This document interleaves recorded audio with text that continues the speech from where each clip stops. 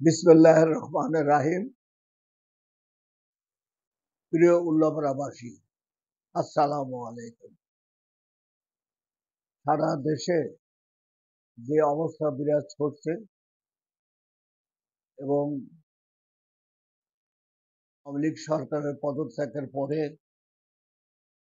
দেশের শান্তি শৃঙ্খলা ফিরে আসার জন্য দেশবাসীর প্রতি আমাদের দলের নেত্রী বেগম খালেদা জিয়া সকলের প্রতি আহ্বান জানিয়েছে।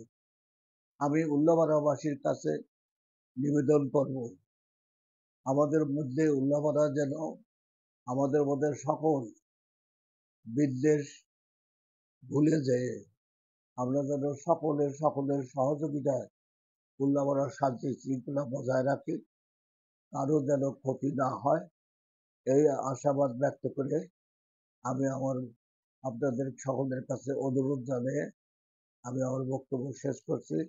আশা করি আমরা উল্লাপাড়া সকলে শান্তি শৃঙ্খলা বজায় রেখে সকলের জানমালের নিরাপত্তা বিধান করব। এবং বিশেষ করে আমি উল্লেখ করব, আমাদের এখানে যারা সংখ্যালঘু সম্প্রদায় আছে তারা যেন কোনোভাবেই নিরাপত্তাহীনতায় না ভোগে, সে ব্যাপারে আমরা সকলে সজাগ থাকব এবং তাদের নিরাপত্তা আমরা নিশ্চিত করব।